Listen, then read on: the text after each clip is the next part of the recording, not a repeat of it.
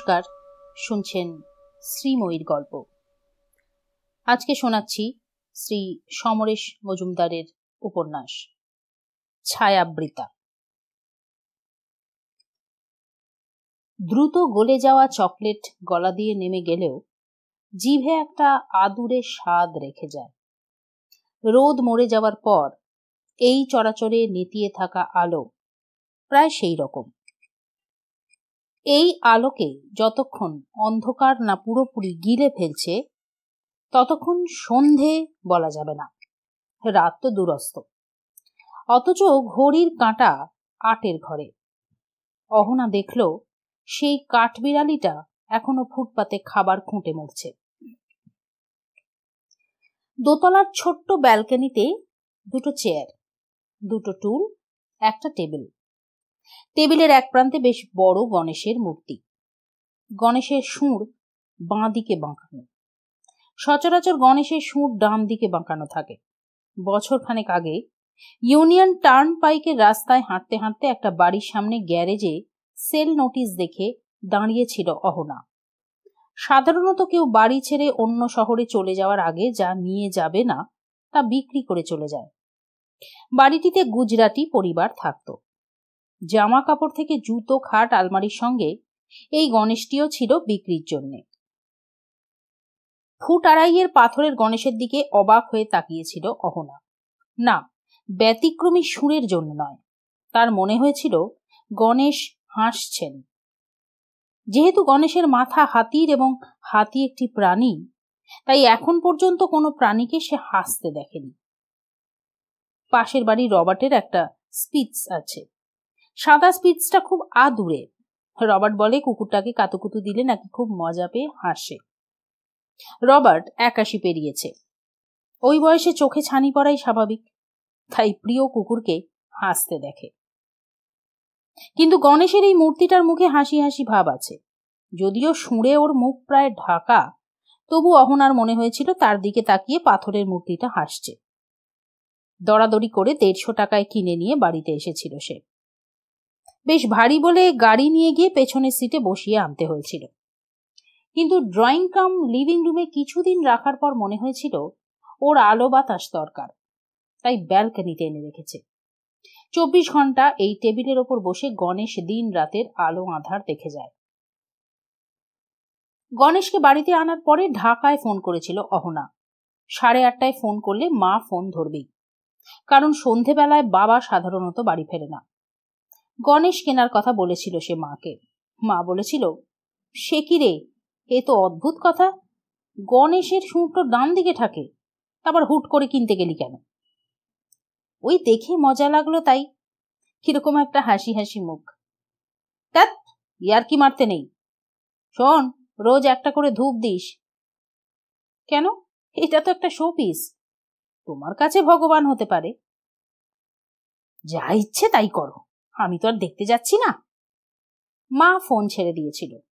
অহনা জানতো মা ওই সন্ধেটা মনে মনে উল্টো পাল্টা ভাববে, কিন্তু বাবাকে কিছু বলবে না। প্রতিদিন সকালে স্নান করে মা ঠাকুর ঘরে ঢোকে। অন্তত গোটা ৭ ঠাকুরের ছবি এবং মূর্তি আছে সেখানে। ফুল দেয়, ধূপ জ্বালায়, ১ মিনিট চোখ বন্ধ করে থাকে, তারপর দরজা টেনে বেরিয়ে আসে। ব্যাস, হয়ে গেল মায়ের পুজো পর্ব। একবার বেশ মজা হয়েছিল। অহনা তখন স্কুলে পড়ে, বোধহয় ৬ বা ৭-এ। মা গিয়েছিল যশোরে মামার বাড়িতে। একদিনের জন্য গিয়ে কোনো কারণে আটকে গিয়েছিল। ৩ দিনের দিন সকালে বাবা তাকে বলেছিল, কি করা যায় বলতো? পড়ার টেবিলে ছিল অহনা। অবাক হয়ে তাকিয়েছিল বাবার দিকে। মানে বলছি, তোর মায়ের ঠাকুর দেবতারা তো ৩ দিন না খেয়ে রয়েছেন, একদিন উপবাস করাই যায়, কিন্তু তা বলে ৩ দিন? বাবা চিন্তিত। অহনা হেসে বলেছিল, কি করে ওদের খাওয়াতে হয় আমি জানি না, মা তো আমাকে ওই ঘরে ঢুকতেই দেয় না। আমি দেখেছি তোর মা কি করে ওদের খাওয়ায়। না, আমরা খাচ্ছি আর ওনারা অনশনে থাকবেন, এটা তো ঠিক নয়। বাবা সেই সকালে স্নান সেরে ঠাকুর ঘরে ঢুকিয়ে ধূপ জ্বালিয়ে ছবিগুলোর সামনে ধোঁয়া দিয়ে ধূপদানিতে আটকে দিয়ে হেসেছিল। ব্যাস, এদের পেট ভর্তি হয়ে গেল। বিয়ের আগে মা হিন্দু ছিল, বিয়ের পরেও বাবা সেটা মেনে নিয়েছিল। ফিরে আসার পর মা ব্যাপারটা জানার পর একটুও রাগেনি। অহনা গণেশের মূর্তিটার দিকে তাকালো। এখানকার রাস্তায় ধুলো নেই, মূর্তির শরীর বেশ চকচকেই আছে। কেউ একজন বলেছিল এই বাঁ দিকে সুঁড়ালা গণেশ নাকি খুব কম পাওয়া যায়, যার কাছে থাকে তার ভাগ্য ফিরে যায়। লোকে কত বাজে কথাই না বিশ্বাস করে। যে গুজরাটি পরিবারে ইনি ছিলেন তাদের তো সব বিক্রি করে এখান থেকে চলে যেতে হয়েছে, আর এই বাড়িতে নিয়ে আসার পরেও বিন্দুমাত্র পরিবর্তন হয়নি অহনার জীবনে। একটা গাড়ির আওয়াজ কানে এলো, প্রচন্ড গতিতে সেটা ছুটে আসছে। অহনা দেখলো ফুটপাত থেকে রাস্তায় নেমে খাবার খুঁজছে কাঠবেড়ালিটা। শব্দটা ওর কানে যেতেই তিরিং করে লাফিয়ে ফুটপাতে উঠে এলো সে। সঙ্গে সঙ্গে বেরিয়ে গেল গাড়িটা, আর তার পেছন পেছন ছুটে গেল পুলিশের গাড়ি। 1 সেকেন্ড দেরি করলেই কাঠবেড়ালিটা মারা যেত। কিন্তু এত বড় ফাঁড়া কাটিয়েও ও কিন্তু একটুও নার্ভাস হয়নি। আবার ফুটপাতে খাবার খুঁজছে। অহনা ব্যালকনি থেকে ভেতরে চলে এসে কিচেন থেকে কৌটোটা তুলে নিয়ে আবার ব্যালকনিতে ফিরে গিয়ে ডাকলো, আয় আয়। যাকে ডাকলো তার কোনোই ভ্রুক্ষেপ নেই, অথচ পাশের ঝোপ থেকে বেরিয়ে উঁকি মারল অন্য দুটো কাঠবেড়ালি। এরা বয়সে এবং আকৃতিতে ছোট। দোতলা থেকে বাদাম ছড়িয়ে দিল অহনা। সঙ্গে সঙ্গে লাফিয়ে চলে এসে সেগুলো গিলতে লাগলো ওরা। ফুটপাতে থাকা কাঠবিড়ালিটা একবার মুখ ঘুরিয়ে দৃশ্যটা দেখল, কিন্তু বাদামের জন্য না এসে চটপট পাশের গাছে উঠে গেল। খারাপ লাগছিল অহনার। যার জন্যে বাদাম ছড়ালো সে যে উদাসীন হয়ে থাকবে বুঝতেই পারেনি। খারাপ লাগা, আমাদের খারাপ লাগার তো শেষ নেই। বেঁচে থাকার সময় কত কত কারণে যে খারাপ লাগা তৈরি হয় তার বোধহয় শেষ নেই। হিসেব করতে গেলে দিশে হারা হয়ে যেতে হবে। কিন্তু একটা ব্যাপারে অহনা নিশ্চিত, কেউ উদাসীন হয়ে থাকলে তার এখনো কিন্তু বেশ খারাপ লাগে। এখনো আলো আছে চারপাশে, কিন্তু তার জ্যোতিটা কমছে। এই সময় গাড়িটা ধীরে ধীরে এসে থামলো পাশের বাড়ির সামনে। গাড়ির দরজা খুলে শীষ দিল রবার্ট। অহনা সেটা না দেখার ভান করলো। এবার কয়েক পা এগিয়ে এসে রবার্ট চেঁচিয়ে বলল, এনিথিং রং? অহনা তাও তাকালো না। রবার্ট তার ব্যালকনির নিচে এসে দাঁড়ালো। তোমাকে একটা জরুরি কথা বলা দরকার, এখন কি বলতে পারি? এবার আর না তাকিয়ে পারল না অহনা। রবার্ট হাসলো। কথাটা হলো, মাত্র 20 সেকেন্ড আগে আমি আমার 100তম প্রেমে পড়ে গেলাম। হ্যাঁ, ব্যাপারটা শুনে তোমার কেমন লাগছে? এবার না হেসে পারল না অহনা। রবার্ট বলল, দয়া করে কথা বলো না।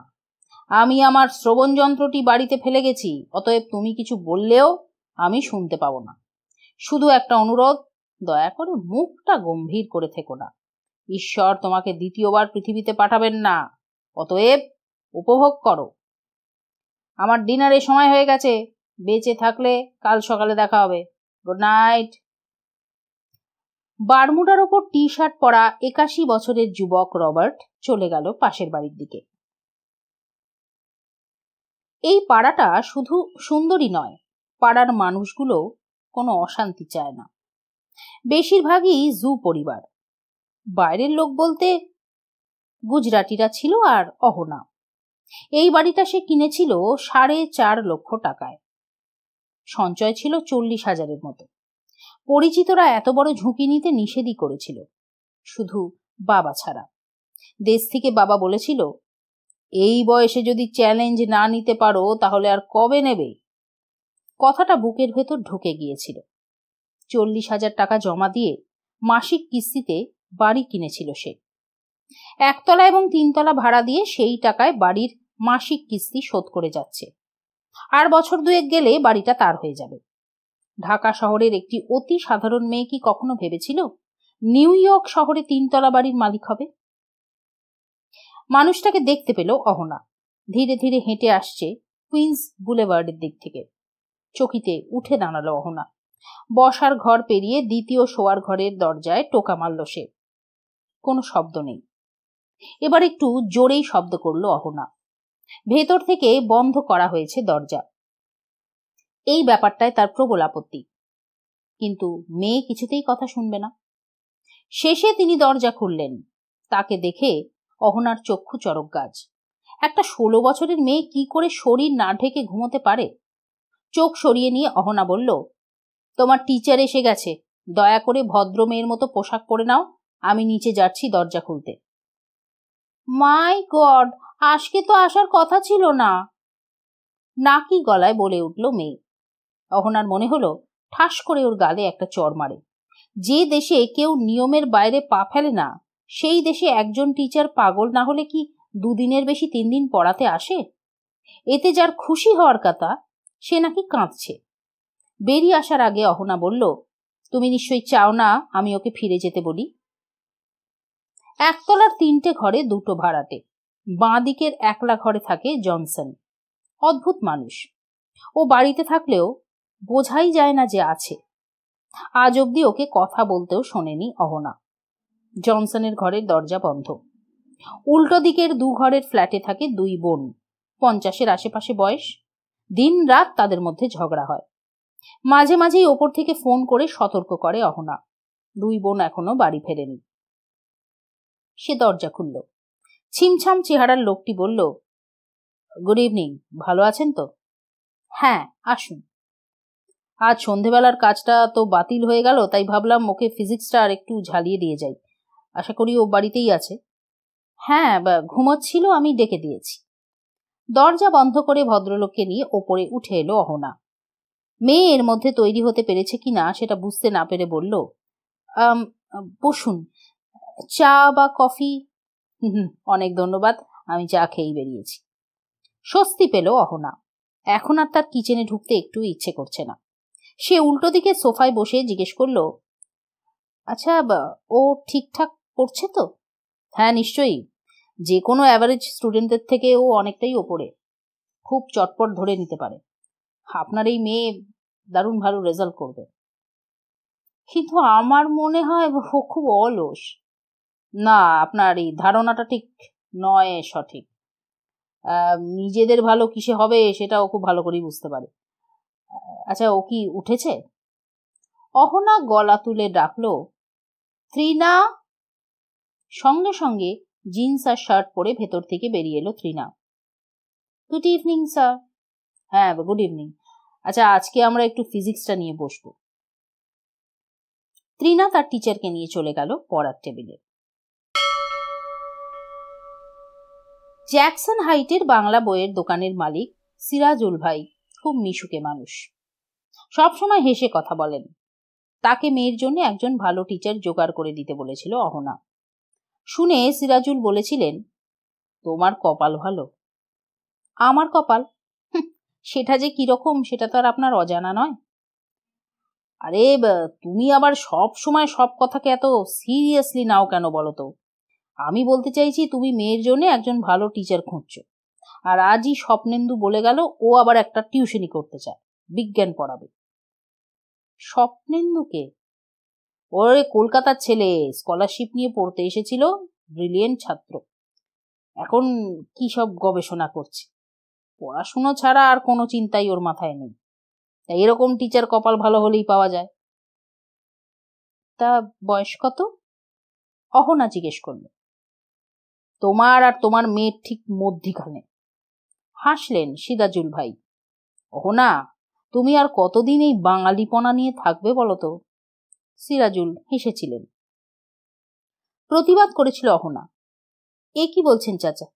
আমেরিকায় এসেছি বলে আমি নিজের ভাষা, ঐতিহ্য এসব ভুলে যাব? তাহলে তো 52-র ভাষা আন্দোলন, 71-এর মুক্তিযুদ্ধ, রবীন্দ্রনাথ সবই বৃথা হয়ে যাবে। আরে দূর পাগলি, আমি বলছি বাঙালি পোনার কথা, বাঙালিত্ব নয়। আমরা বাঙালিরা কতগুলো পুরনো অভ্যেস যার কোনো বাস্তব মূল্য নেই, তাই অজান্তেই আঁকড়ে থাকি।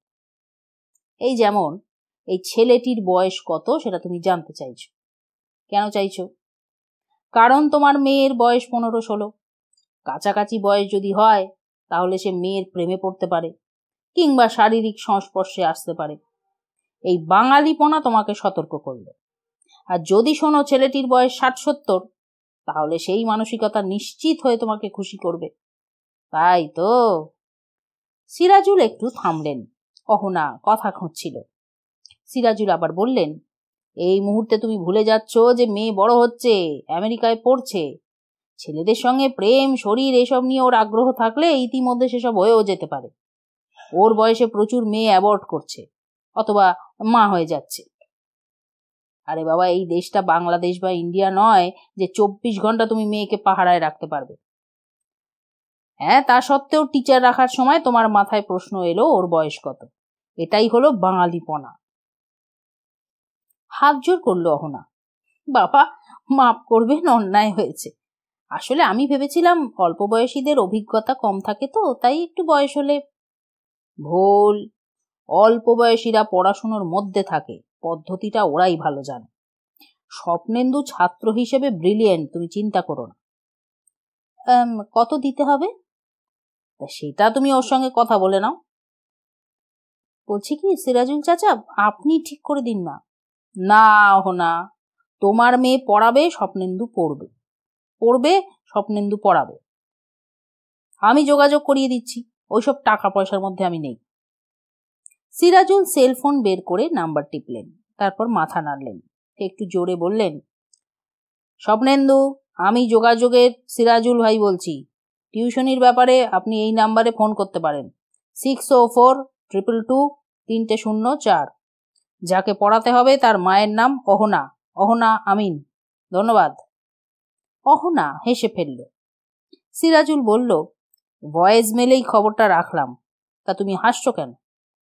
222 পরে 3টে শূন্য শুনে। অহনা এগিয়ে গেল বইয়ের র্যাকের দিকে।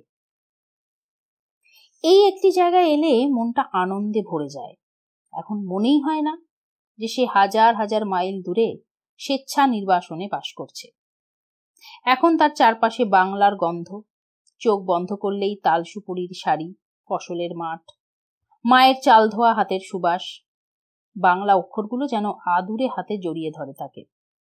এদিকে হুমায়ুন আহমেদ, সৈয়দ শামসুল হক, শামসুর রহমান, জাফর ইকবাল, তো ওদিকে সুনীল গঙ্গোপাধ্যায়, বুদ্ধদেব গুহ, সুচিত্রা ভট্টাচার্য। দুই বাংলা তাদের সীমান্ত মুছে ফেলে 2 হাত এক করে বসে আছে সিরাজুল চাচার বাংলা বইয়ের দোকানে। প্রথম দিকে দোকানে এসে অহনা বলেছিল, আপনার দোকানের নামটি সুন্দর, সঠিক। আমার কোনো কৃতিত্ব নেই ভাই। সিরাজুল মাথা নেড়েছিলেন। তার মানে নামটা কি অন্য কেউ দিয়েছিলেন? হ্যাঁ। তাহাকে আমার হয়ে ধন্যবাদ দেবেন। যোগাযোগ নামটার বিকল্প হয় না। দেওয়া তো যাবে না ভাই, কারণ তিনি 41 সালে দেহ রেখেছেন। মানে? আর কি বলবো, আমি যা ভাবি বা করি সব তো তার কাছ থেকে নিয়েই করতে হয়। ওকে ছাড়া তো বাঙালির মুক্তি নেই। বলে দেওয়ালে টাঙানো রবীন্দ্রনাথের ছবিটা দেখিয়ে দিয়েছিলেন সিরাজুল। রবীন্দ্রনাথ মানে পাকা দাড়ি, আলখাল্লা পরা বয়স্ক একটি মানুষের ছবি ভাসে চোখের সামনে। মনে করতে চাইলে তরুণ রবীন্দ্রনাথ, যার গালে সদ্য গজানো দাড়ি, মাথায় টুপি, এটা মনে করা যায়। কিন্তু সিরাজুলের দোকান যোগাযোগের দেওয়ালে যে রবীন্দ্রনাথের ছবি টাঙানো তা আগে দেখেনি অহনা। পরিষ্কার দাড়ি কামানো, চুলটা স্বাভাবিকভাবে ছাঁটা, মধ্য 30-এর এক রিজু যুবক, যার চোখ ধ্রুবতারার সন্ধান দিচ্ছে। দেখা মাত্র ধক করে উঠল বুকটা, কিরকম তিরতিরিয়ে উঠল শরীর। চোখ নামিয়ে নিল অহনা। ওই মুখের দিকে আবার তাকাতে তার জড়তা এলো। সিরাজুল বললেন, ওর আর একটা ছবি আমি দেখেছি, ইন্ডিয়ার মংপুতে। তখন বৃদ্ধ বয়স, চুল একেবারেই ছোট করে ছাঁটা। দেখলে তো প্রথমে বিশ্বাসই হবে না যে উনি রবীন্দ্রনাথ। আর এই ছবি দেখে আমি ভাবি, আল্লাহ যখন কাউকে দেন তখন তার সঞ্চয় উজাড় করে দিয়ে থাকে। এবার ছবিটার দিকে তাকালো অহনা। সঙ্গে সঙ্গে তার দুটো পা পাথর হয়ে গেল। শরীরে শিরশিরে অনুভূতি কিলবিল করছে। রাত্রে বাড়ি ফিরে তীব্র অস্বস্তি, ঘুম আসছিল না। চোখ বন্ধ করলে তো বটেই, চোখ খুললেও তিনি। রাত তখন 11টা। পাশের ঘরে মেয়ে পড়ছে। আলো জেলে আয়নার সামনে দাঁড়ালো সে। তার জীবনে পুরুষ এসেছে অযাচিতভাবেই, কিন্তু কখনোই এই রকম অনুভূতি হয়নি। সিরাজুলের দেওয়া কার্ডটা বের করে ফোনের বোতাম টিপল সে। একবারও খেয়াল এলো না এখন ফোন করা উচিত কিনা। সিরাজুলের গলাটা কানে এলো। হ্যালো, আমি অহনা। ওহো না, ঠিক বুঝতে পারছি না। আমি আজ আপনার দোকানে গিয়েছিলাম।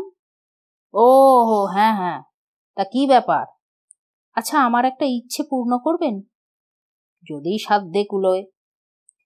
আপনার দোকানের দেওয়ালে টাঙানো ছবিটার একটা কপি আমাকে দেবেন প্লিজ। স্বপ্নেন্দু এসেছিল ফোন করে।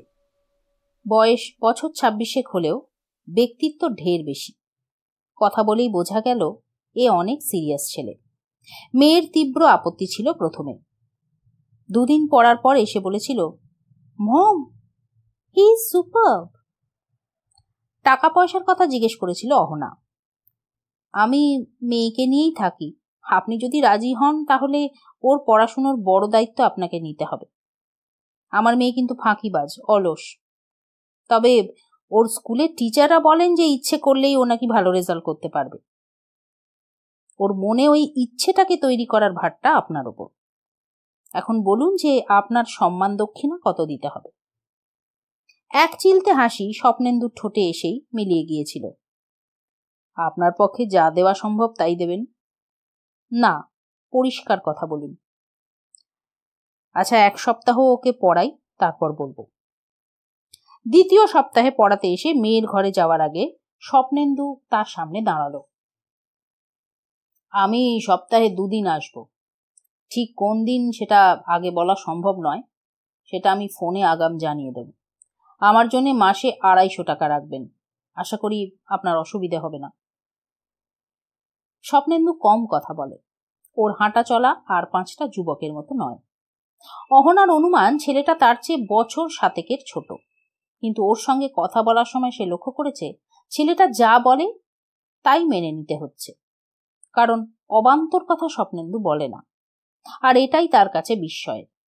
তৃণার মতো মেয়ে কি করে স্বপ্নেন্দুর রাশভারী ব্যক্তিত্বকে হজম করছে তা অহনা বুঝতেই পারে না। তৃণা তার মেয়ে। পৃথিবীতে এই মুহূর্তে সে ছাড়া তৃণার আর কোনো আশ্রয় নেই। এসব ক্ষেত্রে যা স্বাভাবিক তার ধার দিয়েও যায় না মেয়ে। যত দিন যাচ্ছে তত মনে হচ্ছে তৃণার সঙ্গে বাস করা খুব মুশকিল। একটা 16 বছরের মেয়ে যে এতটা স্বার্থপর, উদাসীন এবং বদমেজাজি হতে পারে তা মেয়েকে দেখার আগে কখনোই বোঝেনি অহনা। অথচ মেয়েটা তো তার ছায়ায় থেকে একটু একটু করে বড় হলো। সেই 9-10 বছর থেকে পরিবর্তনটা শুরু হয়েছিল। বকাঝকা, মারধর কিছু করেই ওকে বদলাতে যখন পারা গেল না, তখন হাল ছেড়ে দিয়েছিল অহনা। একটি মানুষের শরীরে শুধু মায়ের রক্তই তো কাজ করে না।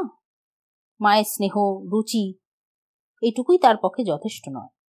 ওই শরীরে বাবার রক্তটাও সমানভাবে কাজ করে, কখনো বা হয়তো একটু বেশি পরিমাণেই। অথচ যে ওর সংস্পর্শে আসবে সেই প্রশংসায় পঞ্চমুখ হবে। কি ব্রিলিয়েন্ট মেয়ে, কি বুদ্ধি, কি চমৎকার ব্যবহার। ও স্কুলের টিচাররা তো বটেই, পাশের বাড়ির রবার্টের স্ত্রীও সেদিন বলল, অহনা তুমি খুব লাকি, তৃণার মতন মেয়ে হয় না। ওরকম সুন্দরী মেয়ে অথচ কোনো ছেলেকে বাড়িতে ডেকে আনছে না। এটা কি ভাবা যায়? তোমাকে বলছি, ববকে বলো না। আমার ছোট নাতনিটা মাত্র 14 বছর বয়স, গত মাসে অ্যাবর্ট করাতে হয়েছে। তোমার মেয়েটা বড্ড ভালো। মা শুনলে বলতো ঘর জ্বালানি পর ভোলানি। কথাটা সে তৃণাকে একদিন বলেছিল। শুনে ভুরু কুঁচকেছিল তৃণা। মানে কি? তুমি কি বেঙ্গলিতে কথা বলছো? নিশ্চয়ই না। রাত 8টার পর লিটন এলো।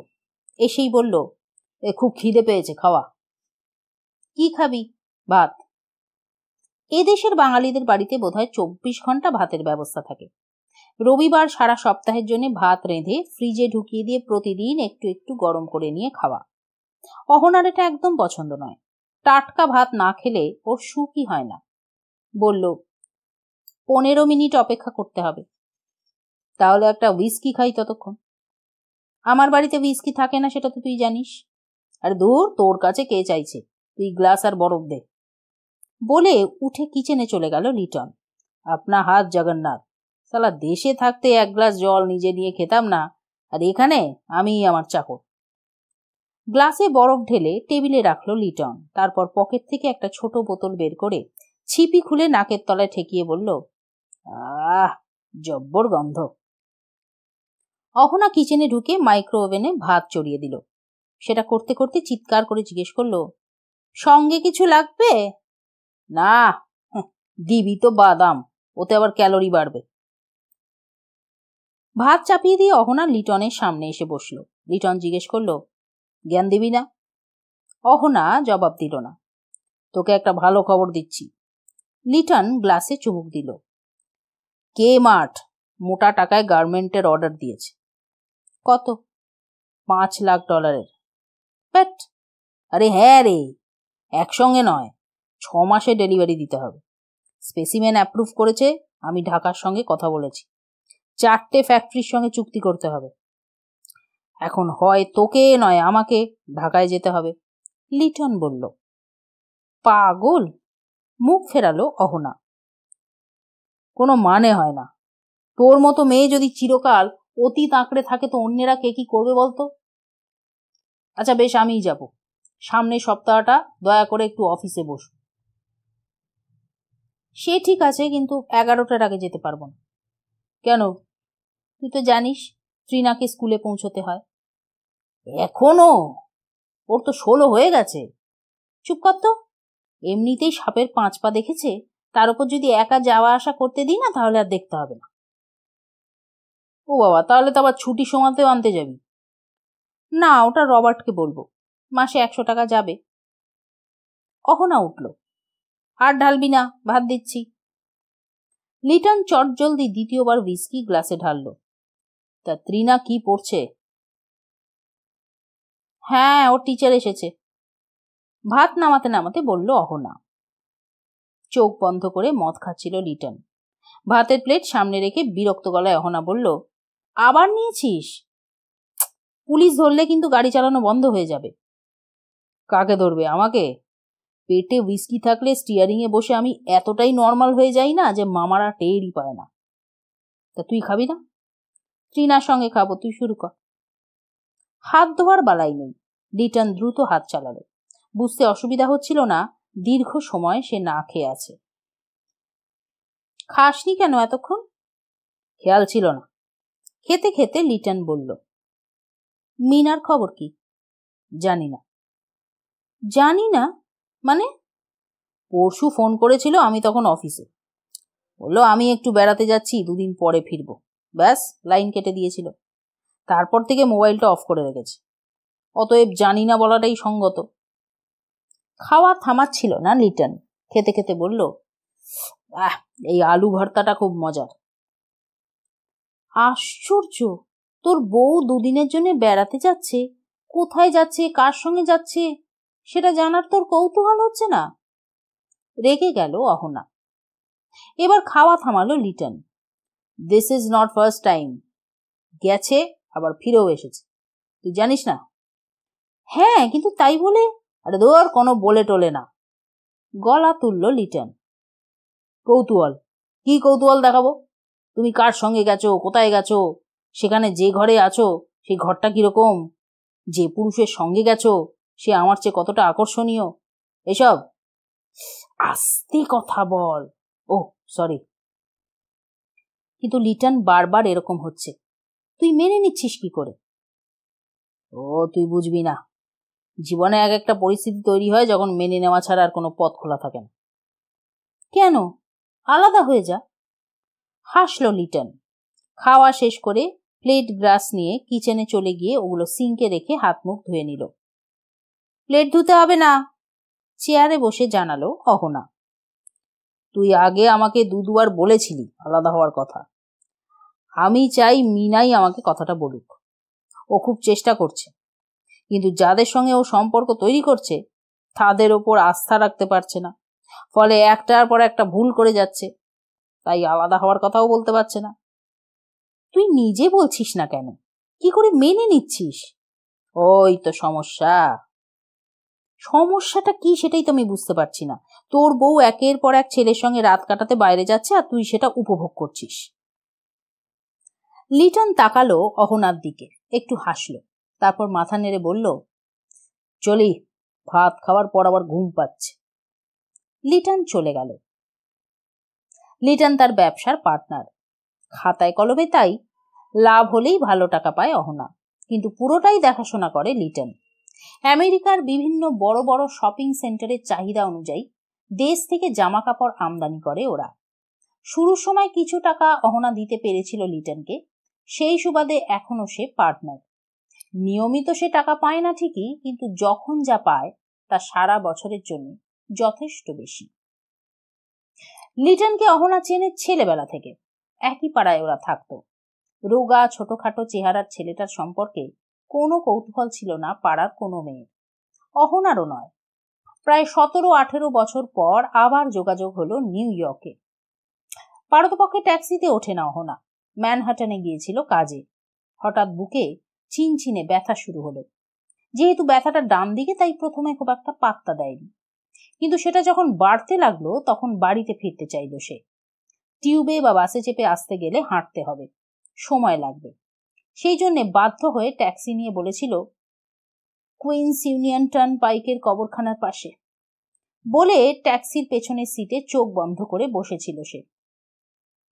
শরীর খারাপ? ড্রাইভার বাংলায় জিজ্ঞেস করলেও অবাক হয়নি অহনা।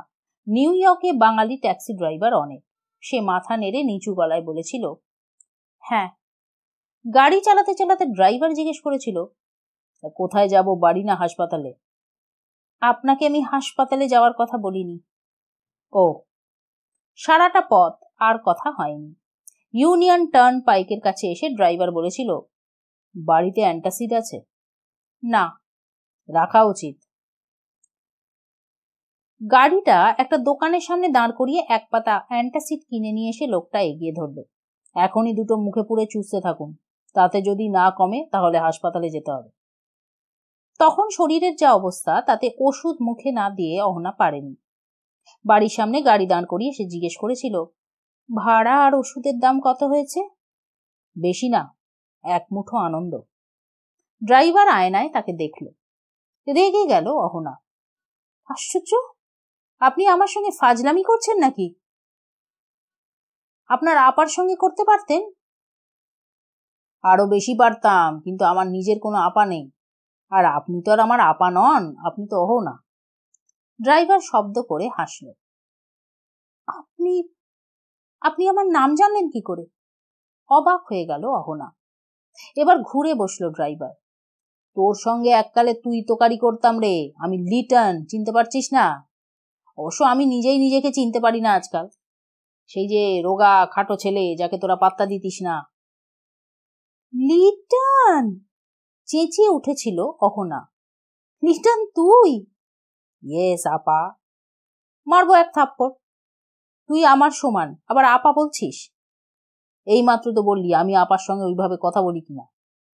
আমি তো ভাবতেই পারছি না, বাবা কি পাল্টে গেছিস তুই, একেবারে বেটা ছেলের মতন। বাবা! মাথা নেড়েছিল অহনা। শরীরটা এখন কেমন? একটু ভালো। তা হাসপাতালে যেতে হবে না তো? না। এই নে আমার কার্ড, ফোন করিস। আমার বাসায় চল, ওই যে ওইটা আমার বাসা। টাইম নেই রে, রোজগার করতে হবে, পরে আসবো। ট্যাক্সি থেকে নেমে অহনা বলেছিল, ভাড়াটা নে। ভাড়া তো পেয়ে গেছি, এই যে এত বছর পর তোর সঙ্গে দেখা হলো, এর চেয়ে বেশি আর কি পাওয়ার থাকতে পারে। চলি। ট্যাক্সি নিয়ে বেরিয়ে গিয়েছিল লিটন। ছেলেবেলায় যাকে ধর্তব্যের মধ্যেই রাখত না, সেই লিটনের সঙ্গে এমন একটা অনাবিল বন্ধুত্ব তৈরি হতে পারবে ভাবতেও পারেনি অহনা। নিউ ইয়র্কে আসতে অনেক কাঠ খড় পোড়াতে হয়েছিল লিটনকে। আসার পর রেস্টুরেন্টে চাকরি করেছে, ম্যানহাটনে একটা টুপির দোকানে সেলসম্যান হয়েছে, তারপর পরীক্ষা দিয়ে ট্যাক্সি চালাবার লাইসেন্স পেয়েছে। সপ্তাহে একদিন এই বাড়িতে আসতো লিটন। কথাবার্তা বলার সময় মনে হতো তাদের সম্পর্ক বহু বছর। ঠিক ভাই বোন, দুই বন্ধু, অথবা বাবা মা কিংবা প্রেমিক প্রেমিকা এসব নয়। সবকিছু মিলিয়ে মিশিয়ে এমন একটা ঘোঁট পাকানো সম্পর্ক যা কারোর পক্ষেই আলাদা করা সম্ভব নয়। সেই সময় মিনার সঙ্গে আলাপ করিয়ে দিয়েছিল লিটন। মাস 6 আগে ওদের বিয়ে হয়েছিল। আলাপের প্রথম দিন একটা রেস্টুরেন্টে বসে মিনা বলেছিল, শুনলাম তোমরা নাকি ন্যাংটো বয়সের বন্ধু। ন্যাংটো শব্দটা কানে খট করে লেগেছিল অহনার। মুখ শক্ত হয়েছিল তার। বলেছিল, আমরা এক পাড়াতেই থাকতাম। প্রেম টেম ছিল না? চমকে তাকিয়েছিল অহনা। কি বলছো? তখন আমাদের বয়স প্রেম করার মতো ছিলই না। তাছাড়া লিটন সম্পর্কে ওসব চিন্তা আমার মাথায় আসেনি। এখন? এবার লিটনের দিকে তাকিয়েছিল অহনা। লিটন গম্ভীর। মিনা বলেছিল, কিছু মনে করো না, শুনেছি তুমি একলা থাকো। এই বয়সে পুরুষ মানুষকে একলা পেয়েও কোনো মেয়ে সতী সাবিত্রী হয়ে থাকবে, এটা তো আমি ভাবতেও পারি না। খুব খারাপ লেগেছিল মিনাকে। কিন্তু কেউ যদি উপযাচক হয়ে ফোন করে, হুটহাট বাড়িতে চলে আসে, এবং বিশেষ করে সে যদি লিটনের স্ত্রী হয়, তাহলে তাকে এড়িয়ে থাকা যায় না। কিছুদিন মেশার পর অহনা বুঝতে পারল মেয়েটির সবকিছু ভালো, শুধু যৌন সম্পর্ক নিয়ে প্রচন্ড দুর্বলতা আছে। একা পেয়ে সে সরাসরি প্রশ্ন করেছিল, আচ্ছা তোমার সমস্যা কি বলতো? তোমার বন্ধু, মিনা জবাব দিয়েছিল। লিটন? লিটন কি সমস্যা তৈরি করেছে? ওকে বিয়ে করাটা খুব ভুল হয়ে গেছে, মিনা বলেছিল। সে কি? বুঝতে পারিনি। তা এই কমাসেই তুমি কিভাবে বুঝে গেলে? মিনা বলেছিল, দেখো আমি যখন সকালে কাজে বের হই ও ঘুমোয়, আর যখন দুপুরে ফিরি ও তখন ট্যাক্সি চালাচ্ছে, আর ও যখন বাড়ি ফেরে তখন গভীর রাত, আমি জেগে থাকতে পারি না। তবু ও এলে আমি দরজা খুলে দিই, এসে হাত মুখ ধুয়ে খেয়ে নিয়ে বিছানায় পড়া মাত্রই ঘুমিয়ে পড়ে। আমার শরীরে চাহিদা কম নয়, কিন্তু আধমরা মানুষটাকে দেখে তখন মনে হয় খুন করি। তোমাদের কি ছুটি টুটি নেই? ওর নেই। পরে লিটনকে সে বলেছিল, তুই কি রে, মিনাকে সময় দিস না কেন? কোত্থেকে দেব? কেন? ওর জন্যে আমাকে যে টাকা রোজগার করা উচিত তা এত খেটেও অর্ধেকও পারছি না, আর যদি সময় দিতে চাই তাহলে তো আরোই কমে যাবে। ঠিক আছে, তাহলে ট্যাক্সি চালানো ছেড়ে অন্য কিছু কর, যাতে রোজগারটা বেশি হবে আর তুই ওকে সময়ও দিতে পারবি। ভাবছি, এটা বিয়ের আগেই ভাবা উচিত ছিল। সুযোগ ছিল না। মানে? আলাপের 3 সপ্তাহের মধ্যে ওর সঙ্গে ওইসব হয়ে যাওয়াতে বলেছিল ওকে বিয়ে না করলে আত্মহত্যা করবে। আমারও মনে হলো এরপর বিয়ে করা অবশ্যই কর্তব্য, তাই অত ভাবনা চিন্তার আর সময় ছিল না। হ্যাঁ, অবশ্য এর জন্য আক্ষেপ করছি না, অন্য পথ খুঁজছি টাকা রোজগারের। একটা সোর্স পেয়েছি, গার্মেন্ট সাপ্লাইয়ের। দেশে তো এখন প্রচুর গার্মেন্টসের কারখানা, কিন্তু মুশকিল হলো ক্যাপিটাল কি করে পাবো। মাল আনাতে গেলে তো টাকার দরকার। লিটনের কথা কয়েকদিন ধরে ভেবেছিল অহনা। এই বাড়ি কিনে ভাড়া থেকে ইনস্টলমেন্ট শোধ করতে হিমশিম খাচ্ছিল সে। হাসপাতালে ইন্টারপ্রেটারের চাকরিটা পেয়ে গিয়েছিল বলে রক্ষে। অসুস্থ বাংলাদেশি অথবা পাকিস্তানি মেয়েরা যারা ইংরেজি জানে না, হাসপাতালে গেলে সমস্যায় পড়েন ডাক্তারেরা এবং নার্সরা। তখন ইন্টারপ্রেটার তাদের সমস্যার কথা জেনে ডাক্তারকে সেটা বুঝিয়ে দেন। কয়েক ঘন্টার চাকরি, কিন্তু তাতে খাওয়া পড়া মামের বেশ দিব্যি চলে যাচ্ছিল। শেষ পর্যন্ত বাবাকে ফোন করলো সে। আমেরিকায় আসার পরে সে কখনোই বাবার কাছে হাত পাতেনি। নিজে থেকেই বাবা অনেকবার টাকা পাঠাতে চেয়েছে, কিন্তু অহনা রাজি হয়নি। সব শুনে বাবা জিজ্ঞেস করেছিলেন, ছেলেটা কতখানি বিশ্বাসযোগ্য? ব্যবসায় মার খেতেই পারে, কারণ ওর অভিজ্ঞতা নেই, কিন্তু নিজে থেকে ঠকাবে বলে মনে হয় না। ও অন্যরকম ছেলে। অহনা ফোনে বলেছিল, ম্যারেড, বাচ্চা কাচ্চা আছে? আশ্চর্য বাবা, ব্যবসার সঙ্গে বিয়ে বাচ্চার কি সম্পর্ক? অহনা বিরক্ত হয়েছিল। না মানে ওর শেকড় আছে কিনা সেটাই জানতে চাইছি। বিবাহিত, তবে বাচ্চা নেই। তাহলে ওকে বল ছোট আকারে শুরু করতে, আমি তোর নামে $10,000 পাঠিয়ে দিচ্ছি, বাবা বলেছিল। তোমার অসুবিধা হবে না? তোর বিয়ের জন্য যে টাকাটা আলাদা করে রেখেছিলাম তা থেকেই দিচ্ছি। স্বপ্নেন্দু এসে দরজায় দাঁড়ালো। আমি যাচ্ছি। সোফায় বসেছিল অহনা। উঠে দাঁড়ালো। কিরকম এগোচ্ছে? চিন্তার কিছু নেই, আমি তো আপনাকে বলেছি ও চাইলে ব্রিলিয়েন্ট রেজাল্ট করতে পারবে, আর মনে হচ্ছে সেটা ও বুঝেছে। স্বপ্নেন্দু নিচু গলায় কথাগুলো বলে নিচে নেমে গেল। দরজা বন্ধ করতে নিচে নামতে হলো অহনাকে। এখন 11টা বাজে। রাস্তা নির্জন। অদ্ভুত মায়াবী আলোয় পথটা মাখামাখি। চাঁদের আলো নেই, তবু নেতানো নীলচে আলো নেমে এসেছে আকাশ থেকে। দু পকেটে হাত ঢুকিয়ে স্বপ্নেন্দু মাথা নিচু করে হেঁটে চলে গেল। এই সময় কথা কানে এলো। দুটো মানুষ বেশ জোরে জোরে কথা বলতে বলতে আসছে। কাছাকাছি এলে চিনতে পারল সে। ওরাও তাকে দেখে চুপ করে গেল। দরজার সামনে ওকে একজন বলল, হাই। অহনা বলল, হাই। ওরা পাশ কাটিয়ে ভেতরে ঢুকে গেল। একতলার ভাড়াটে এরা, দুই বোন, 50-এর কাছে বয়স, বিয়ে হয়নি এবং হবেও না। একসঙ্গে না থেকে উপায় নেই, আবার ঝগড়া না করে কোনো রাত্রে ঘুমায় না। অহনা ওপরে উঠে এলো। 3 তলাটা খালি পড়ে আছে। এখানে 1 মাস খালি থাকা মানে ইনস্টলমেন্ট দিতে বিপদে পড়া। বাঙালি ভাড়াটে চায় না অহনা। তবু কদিন আগে একটি ছেলে ফোন করে এসেছিল। ব্যবসা করে, ফ্ল্যাট দেখে খুব খুশি, ভাড়াতেও আপত্তি নেই। অহনা জিজ্ঞেস করেছিল কজন থাকবে। ছেলেটি বলেছিল সে মা বাবাকে নিয়ে থাকবে। সেটা শুনে অহনার মনে হয়েছিল বাঙালি হলেও ভাড়াটে হিসেবে বোধহয় খারাপ হবে না। পরের দিন ছেলেটির দিদি জামাইবাবু এসে ফ্ল্যাট দেখে গেল। সেই সন্ধে একটি মেয়ে তার বান্ধবীকে সঙ্গে নিয়ে ফ্ল্যাট দেখতে চাইল। বলল যে ছেলেটি ভাড়া নিচ্ছে সে তাকে বিয়ের প্রস্তাব দিয়েছে, অতএব যে ফ্ল্যাটে তাকে ভবিষ্যতে থাকতে হবে সেটা সে দেখতে চায়। অহনা আপত্তি করেছিল, বলেছিল আপনি আপনার হবু স্বামীকে নিয়ে আসুন, তিনি তো বলেছিলেন বাবা মাকে নিয়ে থাকবেন। বাবা মাকে নিয়ে?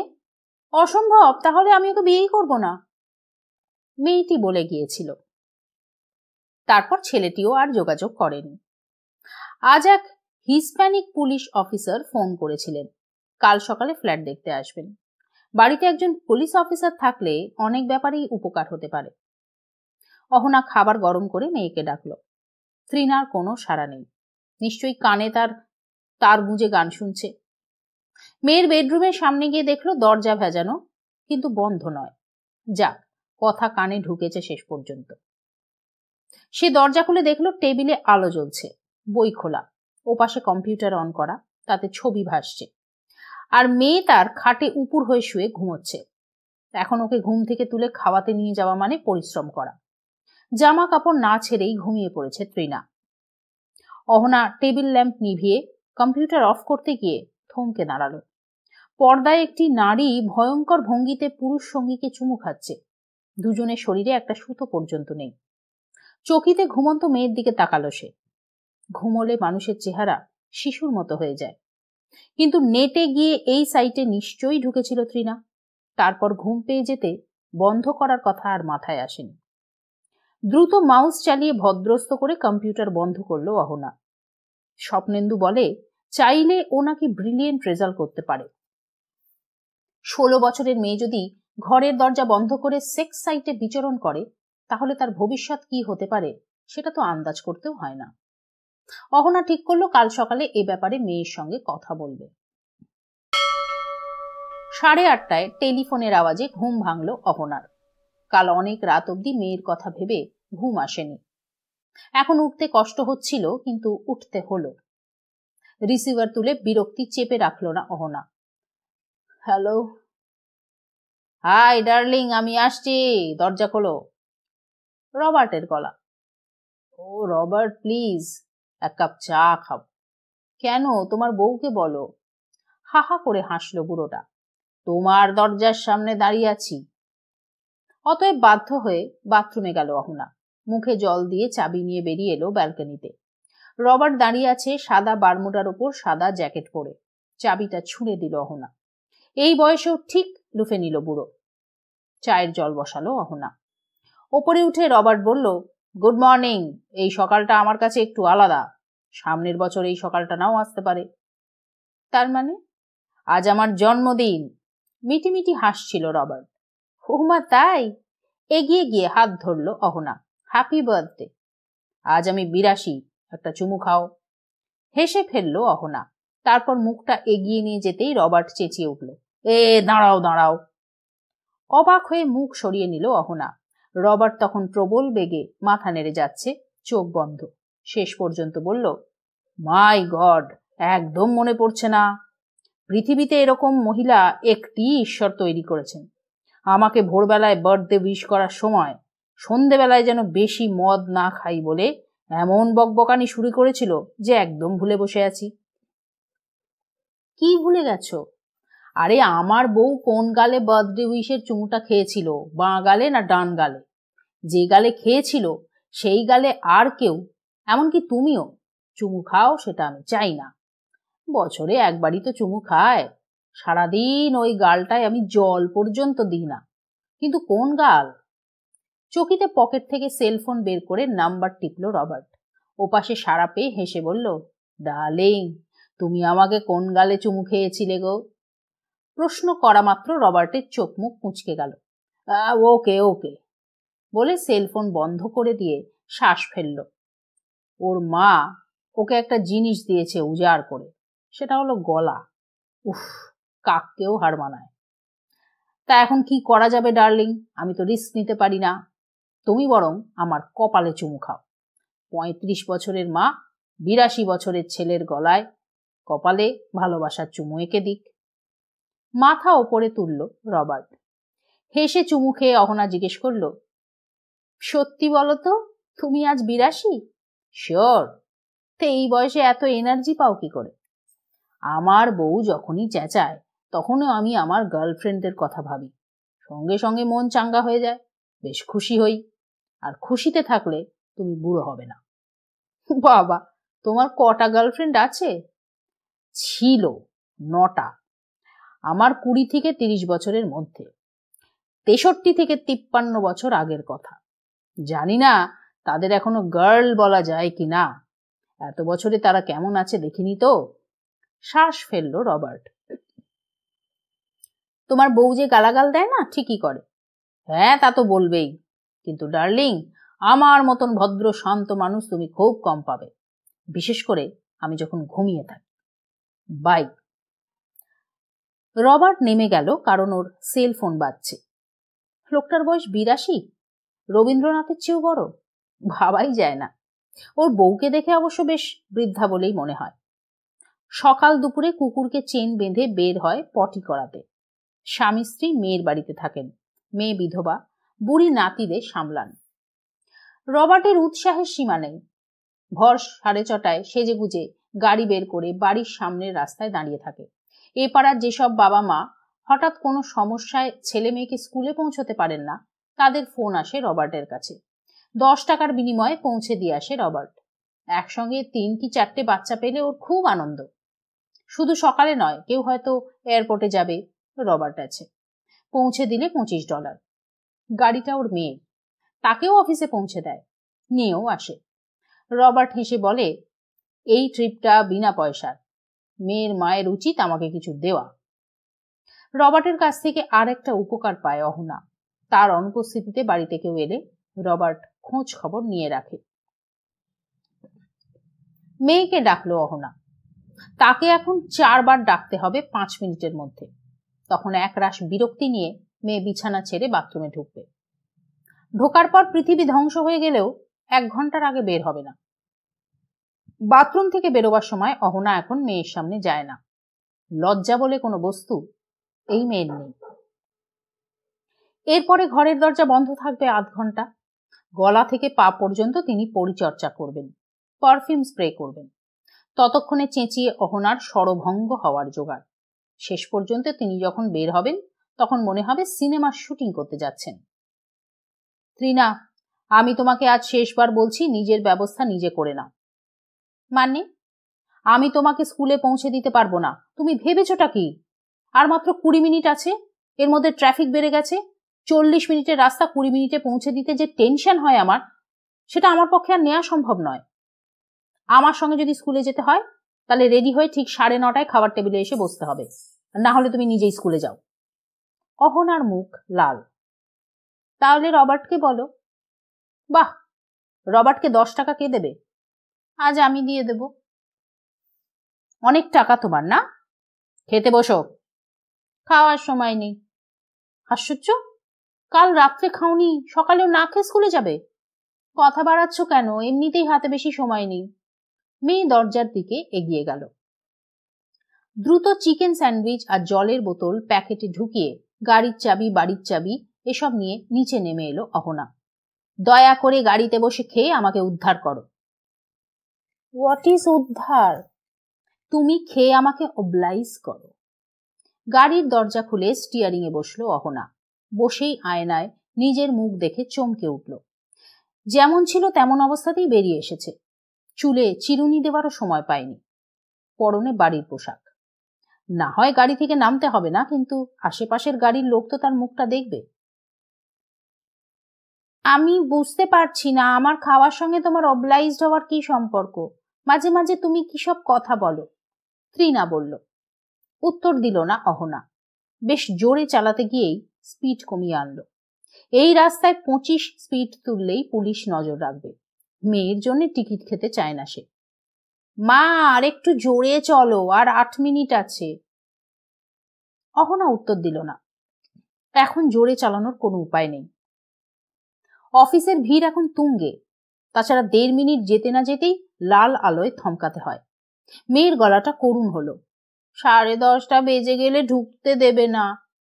তাতে যদি তোমার শিক্ষা হয়। চোয়াল শক্ত হলো অহনার।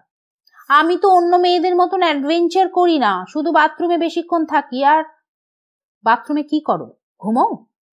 ত্রিনা উত্তর দিল না। অহনার খেয়াল হলো, অন্য মেয়েরা স্কুলে কি অ্যাডভেঞ্চার করে? স্কুলে নয়। তাহলে? বাইরে বয়ফ্রেন্ডদের সঙ্গে। একজন কনসিভ করে গেছে, বুঝতে পারেনি। এখন তাকে নিয়ে সবাই কি করবে ভেবে পাচ্ছে না। ওরা ঠিক করেছে মেয়েটাকে সাথে নিয়ে ছেলেটার বাবা মায়ের কাছে গিয়ে সাহায্য চাইবে। নির্লিপ্ত গলায় বলল ত্রিনা। ঢোক গিলল অহনা। কিছুক্ষণ কথাই বলতে পারল না। তারপরই মনে পড়ল গত রাত্রে দেখা কম্পিউটারের ছবির কথা। মনে পড়তেই শরীরটা শক্ত হলো, কিন্তু বলতে গিয়েও পারল না অহনা। গাড়ি ততক্ষণে পৌঁছে গিয়েছে স্কুলের সামনে। সেখানে তখন গাড়ির ভিড়। দরজা খুলে দৌড়লো ত্রিনা। এই গাড়ির দঙ্গলটা ওর কাজে লাগবে। বলতে পারবে অনেকটা হেঁটে আসতে হয়েছে সামনের গাড়ির সারি থাকায়। গুড মর্নিং মিসেস আমিন। মুখ ফেরালো অহনা। ত্রিনার সহপাঠিনী আলিশার মা পাশের গাড়িতে। Good morning. এখানে এত গাড়ির ভিড় জমে যায় না, আমাদের উচিত কিন্তু একসঙ্গে প্রিন্সিপালের কাছে গিয়ে কমপ্লেন করা, তাই না? মাথা নাড়ল Ahana. Oh by the way, congratulations. Trina নাকি খুব ভালো রেজাল্ট করেছে। এমন কিছু ভালো নয়, আমার মেয়ে তো মোস্ট অর্ডিনারি। হবে না কেন? ওর বাবার তো ব্রেন বলে কিছু নেই। অহনা কোনো মতে ভিড় থেকে গাড়ি বের করে আনতে পারল।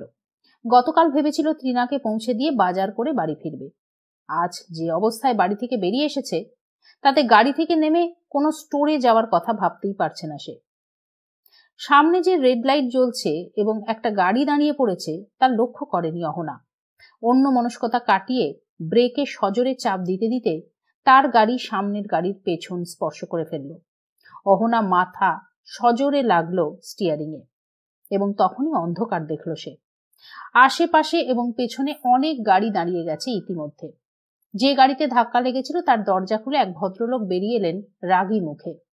অহনার জানলার পাশে এসে ইংরেজিতে বললেন, যে আপনাকে লাইসেন্স দিয়েছিল সে বলেনি গাড়ি চালানোর সময় সতর্ক থাকা উচিত? অহনা মুখ তুলতে পারছিল না। সে কোনো মতে বলল, আমি আমি বাঙালি। দয়া করে সিট বেল্টটা পরে ফেলুন, জলদি, পুলিশ আসছে। ভদ্রলোকের গলায় এমন কিছু ছিল যে অত যন্ত্রণার মধ্যেও অহনা হাত বাড়িয়ে বেল্টের 2 প্রান্ত এক করে দিতে পারল। আপনার কি খুব আঘাত লেগেছে? মাথা তুলল অহনা। চোখ বন্ধ করেই বলল, এমন কিছু না, আমি খুব দুঃখিত। এই সময় অফিসার এসে গেলেন। কি হয়েছে? ভদ্রলোক বললেন, এই ভদ্রমহিলার গাড়ির ব্রেকটা বোধহয় গোলমাল করেছে, আর মনে হচ্ছে মাথায় চোট পেয়েছেন। ওটা আপনার গাড়ি? হ্যাঁ। উনি আপনার গাড়ি ড্যামেজ করেছেন আর সেটা না বলে ওর মাথার চোটের কথা বলছেন। ওকে চেনেন? না অফিসার, আমি মনে করছি উনি ইচ্ছে করে ঘটনাটা ঘটাননি। আশেপাশের গাড়িগুলো আলোর সংকেত বদলাতেই শোঁ শোঁ করে বেরিয়ে গেল। অফিসার অহনার কপালের দিকে তাকিয়ে জিজ্ঞেস করলেন, মাথা তো ফুলে উঠেছে, স্টিয়ারিং অবধি ওটা গেল কি করে? নিশ্চয়ই বেল্ট লাগাননি। বেল্ট থাকলে মাথা তো ওই পর্যন্ত যাবে না। ভদ্রলোক বললেন, অফিসার, ওর কোমরে এখনো বেল্টটা বাঁধা আছে, আর বেল্টের কথা যদি বলেন তাহলে তার চরিত্র কখন কিরকম হবে সেটা কি কেউ বলতে পারে? পারে না। হয়তো ইলাস্টিকটা লুজ হয়ে গিয়েছিল। মাই গড, আপনার গাড়ির ক্ষতি হয়েছে অথচ আপনি ওর হয়ে কথা বলছেন। কোনো কমপ্লেন করবেন না? কমপ্লেন করব না, আপনাকে ঘটনাটা জানাচ্ছি যাতে ইন্স্যুরেন্স কোম্পানি সারাবার খরচটা দেয়। অফিসার অহনাকে $100 ফাইন এবং সতর্ক করলেন। ভদ্রলোকের নাম অর্জুন দত্ত। পুলিশের ঝামেলা মিটে গেলে অর্জুন জিজ্ঞেস করলেন, আপনি কি গাড়ি চালাতে পারবেন? পারবো। আপনি কিন্তু এখনো স্বাভাবিক অবস্থায় আসেননি। মানে? তাহলে নিচে নেমে দেখতেন যে আপনার গাড়িটা ক্ষতিগ্রস্ত হয়েছে কিনা। দেখে আর কি হবে, ক্ষতি হলে গ্যারেজে দেব। পকেট থেকে একটা কার্ড বের করে অহনার হাতে দিয়ে অর্জুন বললেন, যদি কোনো প্রয়োজন হয় তাহলে ফোন করবেন। আর হ্যাঁ, যাওয়ার পথে ডাক্তারের সঙ্গে কথা বলে যান। মাথায় চোট লাগলে উপেক্ষা করাটা ঠিক নয়।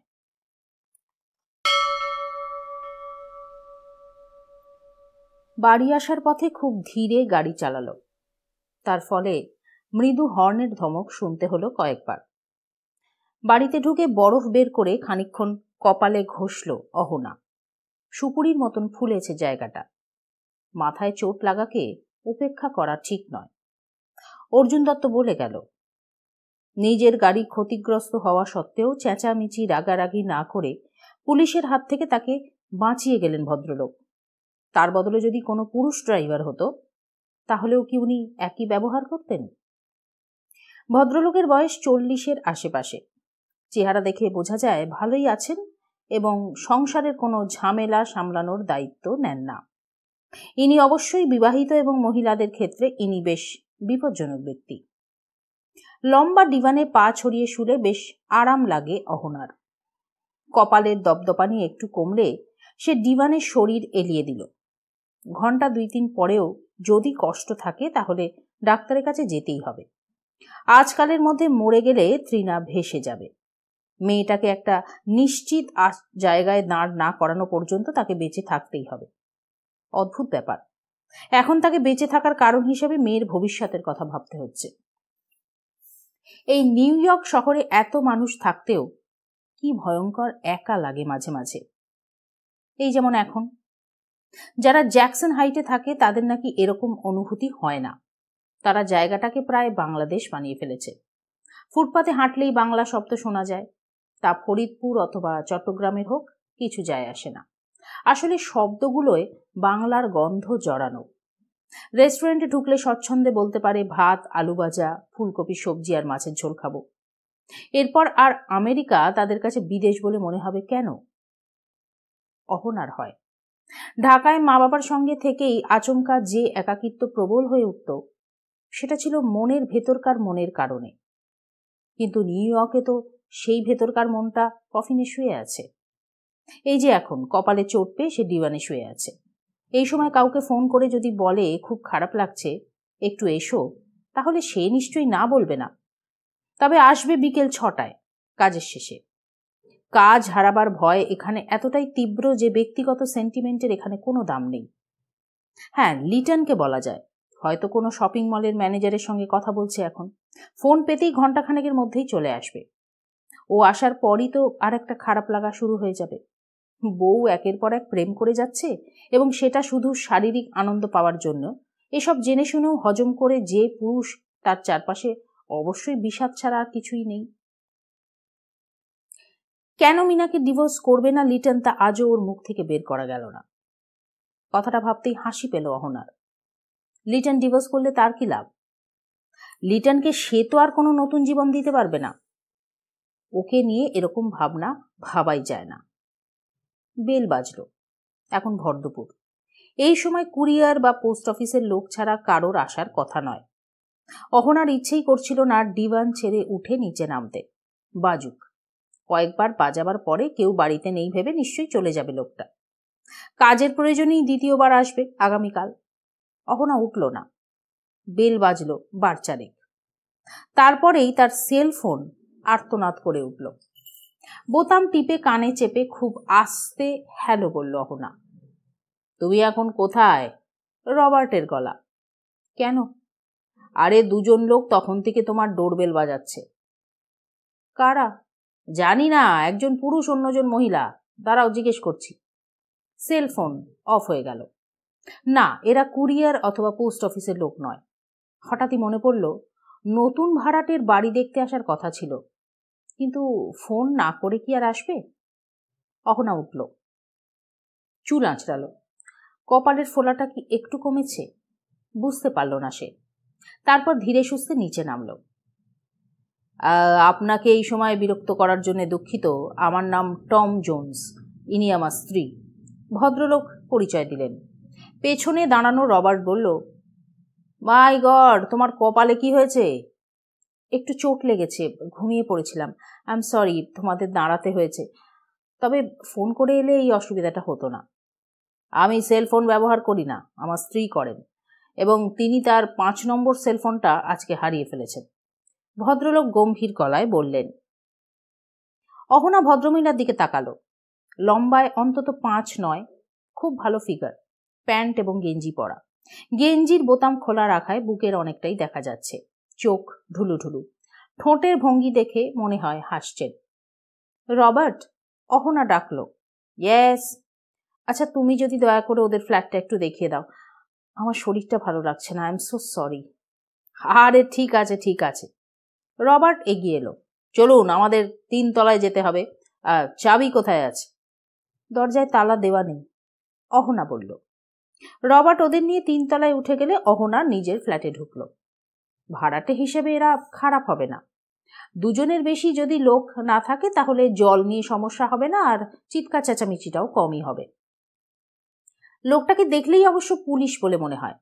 একজন পুলিশ অফিসার বাড়িতে ভাড়াটে হিসেবে থাকলে মনের জোরও বাড়বে। এখন প্রশ্ন উঠবে ভাড়া নিয়ে। আগের ভাড়াটে 1800 দিত, তার নিচে সে ভাড়া দেবে না।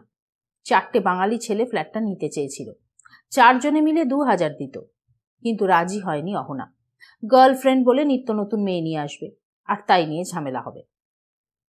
একটু পরে ওদের নিয়ে রবার্ট নেমে এলো। ঘরে ঢুকে সোফায় বসতে বলে রবার্ট জানালো, ওদের ফ্ল্যাট ভারী পছন্দ হয়েছে। অহনা তাকাতে টম জোন্স মাথা নাড়ল। গুড, বেশ ভালো, কিন্তু সঙ্গে সঙ্গে রবার্ট বলল, এই তো মুশকিল। আপনি ভালো ফ্ল্যাটে আনন্দে থাকবেন, রোদ হাওয়া উপভোগ করবেন, অথচ তার জন্য দাম দিতে গেলে চিন্তায় পড়বেন।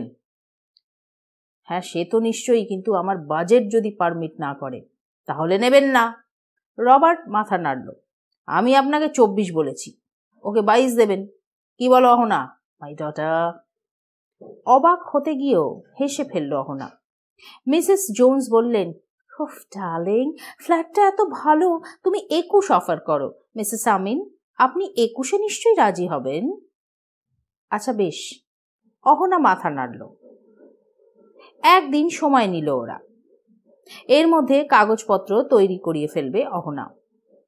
জোন্স তার অফিসের ঠিকানা, ফোন নাম্বার দিয়ে বউকে নিয়ে চলে গেল। রবার্ট বলল, আশা করি আমরা এখন কফি খেতে পারি। না। অহনা গম্ভীর। কি আশ্চর্য, আমার জন্মদিনে কি সুন্দর ঘটনা ঘটছে।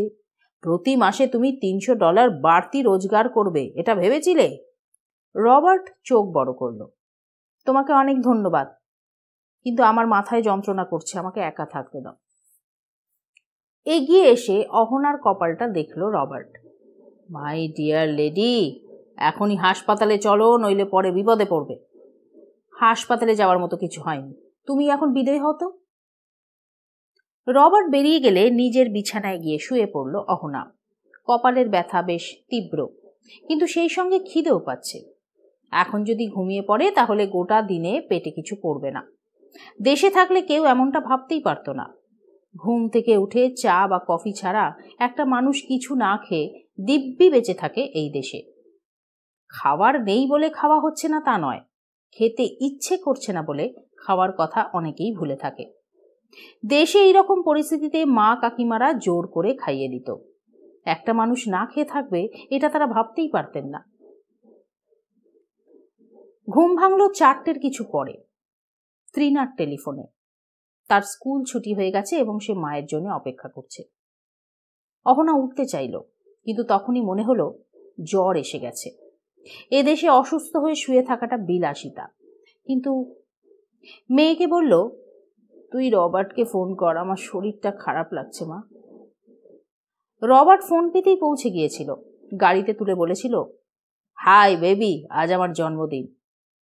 ওহ কাম অন, বছরে কবার জন্মদিন হয় তোমার? নো নো, আজ একেবারে সত্যিকারের জন্মদিন। ওকে দেন, হ্যাপি বার্থডে টু ইউ। তা জন্মদিনে খাওয়াও। খাওয়াবো? হকচকিয়ে গেল বৃদ্ধ। হ্যাঁ, আই এম হাংরি। অতএব একটি ম্যাকডোনাল্ডে গাড়ি পার্ক করলো রবার্ট। ত্রিনা প্রতিবাদ করলো, না না, এখানে না, পিৎজা হাটে চলো। মাই লিটল ডার্লিং, এই বুড়ো মানুষটার পকেটের কথা ভাবো একটু। তুমি তাহলে স্বীকার করছো যে বুড়ো হয়েছ? হে মানে খরচের কথা উঠলেই নিজেকে বুড়ো মনে হয়, নইলে ইউনো। ত্রিনার ব্যাগে একটা অতিরিক্ত চাবি থাকে, সেটা দিয়ে দরজা খুলে ওপরে উঠে এলো। বাড়ি নিঃশব্দ। নিজের ঘরে ঢুকে পা ছুঁড়ে জুতো ফেলে আয়নার সামনে দাঁড়ালো। তাকে আর 6 থেকে 7 ইঞ্চি লম্বা হতে হবে। সে যখন মন দিয়ে নিজের মুখ দেখছে, তখনই কানে শব্দটা এলো, কেউ বমি করছে। আর ঠিক তখনই মনে পড়লো মা বলেছিল শরীর খারাপ, অথচ সকালে মা বেশ সুস্থ অবস্থাতেই তাকে স্কুলে পৌঁছে দিয়ে এসেছে। আচ্ছা, কেউ বমি করলে তাকে কিভাবে সাহায্য করা উচিত? ত্রিনা ঘর থেকে বেরিয়ে বাথরুমে দরজার সামনে এসে দেখলো অহনা তোয়ালেতে জল মুছে টলতে টলতে নিজের ঘরে চলে গেল। ত্রিনা জিজ্ঞেস করলো, আমি কি কিছু করতে পারি? বাঁ হাতটা দ্রুত নেড়ে না বলে চোখের আড়ালে অহনা চলে যেতে ত্রিনা নিশ্চিন্ত হয়ে বসার ঘরে এসে টিভি খুলল। কিছুক্ষণ বাদে টেলিফোন বাজলো। ত্রিনা রিসিভার তুলে হ্যালো বলতেই ওপাশ থেকে লিটনের গলা ভেসে এলো। হাই ত্রিনা, কেমন আছিস? খুব ভালো। বাহ, স্কুল থেকে এলি? হ্যাঁ, রবার্ট নিয়ে এলো। ও মা কি ব্যস্ত ছিল? না, বলেছিল শরীর খারাপ হয়েছে। তাই নাকি? কি জ্বর টর এসেছে? লিটনের গলায় উদ্বেগ। না বোধহয়, কিন্তু বমি করার শব্দ শুনেছি। বমি? I don't know little uncle. কি জানিস না? আই ডোন্ট নো ওয়েদার মা কনসিভ করেছে কিনা। কি যাতা বলছিস? কনসিভ করলে ভমিটিং টেন্ডেন্সি হয়, আমি স্কুলে শুনেছি, তাই তো বললাম আমি ঠিক জানি না। ত্রিনা বলল, মাই গড। মিনিট 40 মধ্যে লিটন এসে গেল।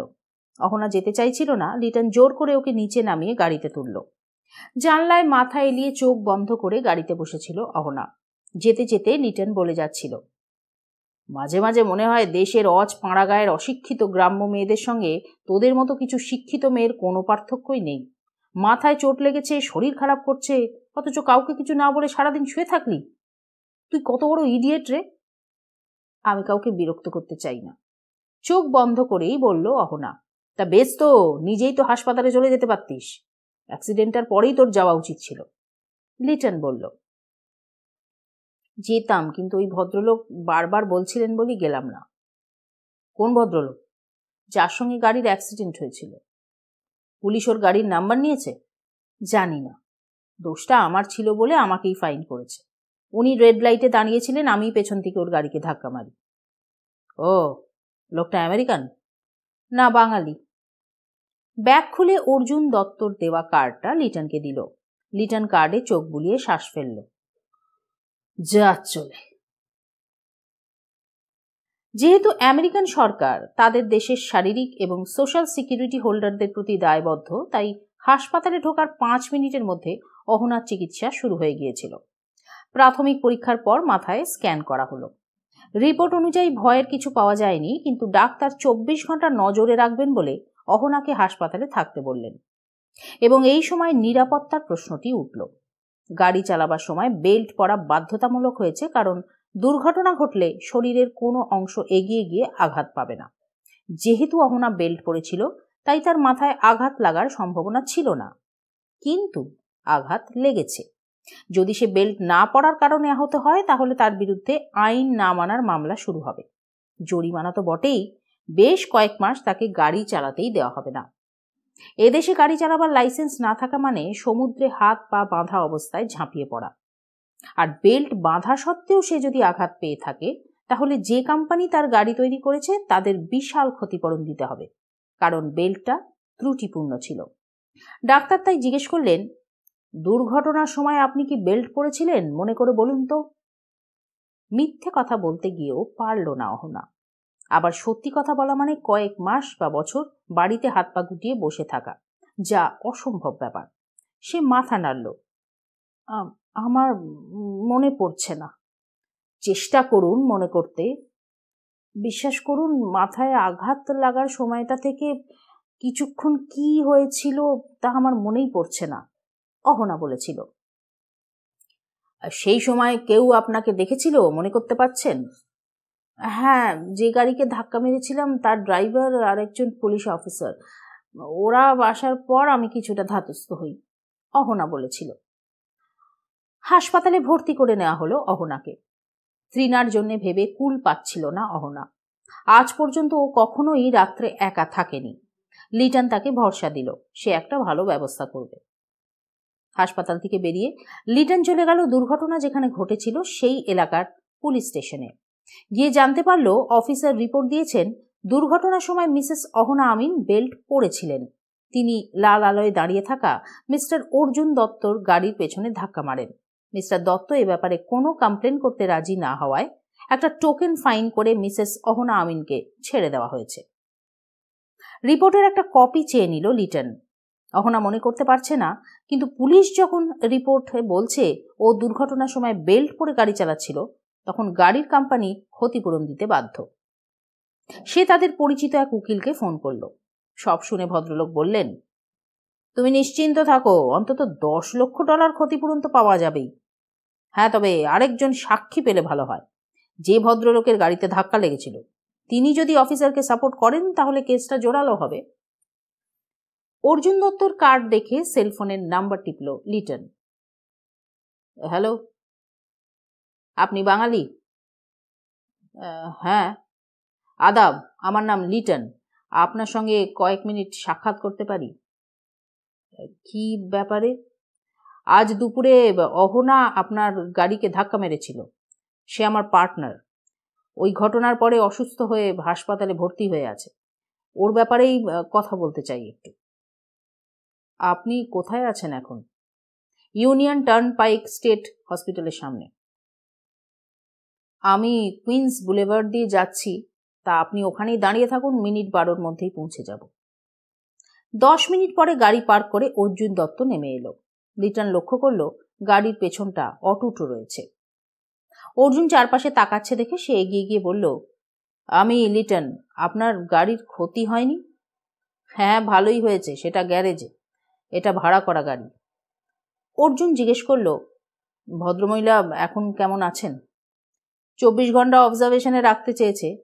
তখনই ডাক্তার দেখানো উচিত ছিল, বিকেলে আবার বমি হয়েছে। ওহ, আমি ওকে বলেছিলাম ডাক্তারের কাছে যেতে। বাঙালি মহিলারা সহজে ডাক্তারের কাছে যেতে চায় না। তা বলুন কি করতে পারি? আচ্ছা, আপনি শুধু বলুন দুর্ঘটনার সময় অহনা বেল্ট পরেছিল কিনা। অর্জুন বলল, বেল্ট পরা থাকলে মাথা কি স্টিয়ারিং এ লাগে? তার মানে ও বেল্ট পরে ছিল না, কিন্তু পুলিশ অফিসার বলছেন ওর শরীরে বেল্ট ছিল। দেখুন, ও যদি বেল্ট ছাড়া গাড়ি চালিয়ে অ্যাক্সিডেন্ট করে থাকে তাহলে কয়েক মাস ওর লাইসেন্স কেড়ে নেওয়া হবে। অহনা ডিভোর্সি, একটি মাত্র মেয়েকে নিয়ে একা থাকে। গাড়ি চালাতে না পারলে কিন্তু বিপদে পড়বে। লিটন বলল, আপনি কি বেল্ট দেখেননি? তিনি কি বলছেন? ও তো বলছে আঘাত পাওয়ার পর কিছু মনে করতে পারছে না। অর্জুন হাসল। দেখুন, পুলিশ আইনের রক্ষক। পুলিশ যখন বলছে উনি বেল্ট পরা অবস্থায় গাড়িতে ছিলেন, তখন সেটাই সত্যি ভাবা উচিত। তার মানে ওকে বেল্ট পরা অবস্থায় আপনি দেখেননি? তা সত্যি কথাই যদি বলতে বলেন তাহলে বলবো না। তাহলে পুলিশ দেখলো কি করে? পুলিশ ওর পাশে পৌঁছবার আগেই আমি ওকে বেল্টের কথা মনে করিয়ে দিই এবং ওই ঘোরের মধ্যে থেকেও উনি সেটা পরে নেন। ও, লিটন হতাশ হলো। আপনি কি চাইছেন আমিও বলি যে উনি বেল্ট পরেছিলেন? লিটন তাকালো, চট করে হ্যাঁ বলতে পারল না। উনিও কি তাই চাইছেন যে আমি স্টেটমেন্টটা দিই? অর্জুন জিজ্ঞেস করল। না, বা ও এসব কথা জানেই না, আমি আলোচনা করিনি। দেখুন, আপনি বোধহয় ক্ষতিপূরণ চাওয়ার কথা ভাবছেন। কোনো কারণে যদি বেল্টের ইলাস্টিসিটি নষ্ট হয়ে যাওয়ায় মাথায় আঘাত লেগে থাকে, তাহলে সেটা বেল্ট পরীক্ষা করলেই বোঝা যাবে। যদি বেল্ট ঠিক থাকে তাহলে কিন্তু আমরা মিথ্যে স্টেটমেন্ট দেবার অভিযোগে পড়ব। অর্জুন জিজ্ঞেস করল, তা গাড়িটা কোথায়? উনি কি গ্যারেজে দিয়েছেন? না, ওর বাড়ির সামনেই পার্ক করা আছে। কত দূরে বাড়ি? এই কাছাকাছি। আপনার কি হাসপাতালে থাকা প্রয়োজন? না না, আর তাছাড়া এখন তো ঢুকতেও দেবে না। যদি কিছু মনে না করেন তাহলে গাড়িটাকে একটু দেখতে চাই। লিটনের গাড়িকে অনুসরণ করে অর্জুন অহনার বাড়ির সামনে এলো। অহনার গাড়ির সামনের গার্ড ক্ষতিগ্রস্ত হয়েছে, ওটাকে পাল্টাতে হবে। এছাড়া গাড়ি ঠিকই আছে। ড্রাইভিং সিটের বেল্ট টেনে দেখা গেল সেটা চমৎকার অবস্থায় আছে। পড়া থাকলে কখনোই মাথা স্টিয়ারিং পর্যন্ত পৌঁছবে না। অর্জুন বলল, ক্ষতিপূরণ চাইতে হলে এই বেল্টটাকে টেনে টেনে অনেকটা লম্বা করতে হবে। তারপর উকিলকে খবর দিলে তিনি যা যা করবার তার ব্যবস্থা করবেন। আপনি তো আমার নাম্বার জানেন, ওর সঙ্গে পরামর্শ করে কাল আমাকে ফোন করবেন। অর্জুন চলে গেল। বেল বাজালো লিটন। 4 বারের পর ব্যালকনিতে এলো তৃণা। ও, তুমি ভেতরে আসবে? হ্যাঁ, দরজা খোল। ওপর থেকে চাবি ফেলে দিল তৃণা। ঘরে ঢুকে লিটন জিজ্ঞেস করলো, তুই কিছু খেয়েছিস? বার্গার। কফি খাবি? না। শোন, তোর মাকে আজ হাসপাতালে থাকতে হবে। তুই ইচ্ছে করলে আমার বাড়িতে যেতে পারিস। লিটন তাকালো। না না, আমি এখানেই ঠিক থাকবো। আচ্ছা, তাহলে আমি আসবো। কেন? তোর একা থাকাটা ঠিক নয়। কি হবে একা থাকলে? আহা, কিছুই হবে না, ভয় পেতে পারিস। আমি দরজা বন্ধ করে রাখবো। লিটন তৃণাকে দেখল। তোর মায়ের কি হয়েছে জিজ্ঞেস করলি না? খারাপ কিছু হলে তো তুমি বলতে। তৃণা তাকালো। তোকে স্কুলে পৌঁছে দিয়ে বাড়ি ফেরার পথে ওর গাড়িটা অ্যাক্সিডেন্ট করে। তোর মায়ের মাথায় চোট লেগেছে, হাসপাতালে অবজারভেশনে রেখেছে। ভালো হয়ে যাবে তো? তোর কি মনে হয়? হয়ে যাবে। কফি বানিয়ে খেলো লিটন। মেয়েটা একা থাকতে পারবে, কিন্তু তার কি উচিত সেটা মেনে নেওয়া? অহনা খুশি হবে না। তাছাড়া ওর টিচার তো হঠাৎ এসে যায়। খালি বাড়িতে ওই বয়সী মেয়েকে একা থাকতে দেওয়াটা উচিত নয়। লিটন ঠিক করলো আজ রাত্রে বাড়িতে ফিরবে না। এই বসার ঘরের সোফায় শুয়ে রাতটা কাটিয়ে দেবে। তুই পড়তে বসবি না? একটু ঘুমাবো তারপর। ফোনটা শব্দ করে উঠল। এখন রাত 9:30। দিনের আলো সবে নিভেছে, এখনো সন্ধ্যার অন্ধকার নামেনি। তৃণা লাফিয়ে গিয়ে রিসিভার তুলল। হাই, হো ড্যাড, কেমন আছো? I am fine. সত্যি? সত্যি? কতক্ষণের মধ্যে আসছো? আমি এক্ষুনি রেডি হয়ে নিচ্ছি। বাই। এক মুখ হাসি নিয়ে তৃণা বলল, ড্যাড আসছে, আমাকে ডিনার খাওয়াতে নিয়ে যাবে, আমি আসছি। তৃণা দৌড়লো নিজের ঘরের দিকে। হাঁ হয়ে বসে থাকলো লিটন। মা হাসপাতালে, অথচ মেয়েটার মধ্যে কোনো প্রতিক্রিয়া নেই। নাচতে নাচতে ডিনার খেতে চলল, অথচ ওই মেয়ের জন্য অহনা সারাক্ষণ দুশ্চিন্তায় রয়েছে। অহনার স্বামীকে লিটন কখনো দেখেনি। ভদ্রলোক এই বাড়িতে ঢুকেন না। মেয়ের সঙ্গে দেখা করার ইচ্ছে হলে ফোন করেন। গাড়ি নিয়ে অপেক্ষা করেন বাড়ির সামনে। তৃণা নেমে যায়। যখন ফিরে আসে তখন এক রাশ গিফট তার হাতে। অহনার সঙ্গে এ নিয়ে কথা বলেনি লিটন, এটা ওদের ব্যক্তিগত ব্যাপার। তবে এক রাত্রে, রাত তখন 12:30, শুক্রবারের রাত, অহনা ফোন করেছিল লিটনকে। মেয়েকে ওর বাবা 7:30টায় ডিনার খাওয়াতে নিয়ে গেছে, এখনো ফেরেনি, সেলফোনও বন্ধ। কি করা যায় বলতো? অপেক্ষা কর, আমার ঘুম পাচ্ছে। তো ওর বাবার সেলফোনে কথা বল। না, আমি নিজে থেকে ভদ্রলোকের সঙ্গে কথা বলি না। তাহলে আর উপেক্ষা না করে উপায় কি? মেয়েটা কলেজে চলে গেলে আমি বেঁচে যাই বলে ফোন নামিয়ে রেখেছিল অহনা।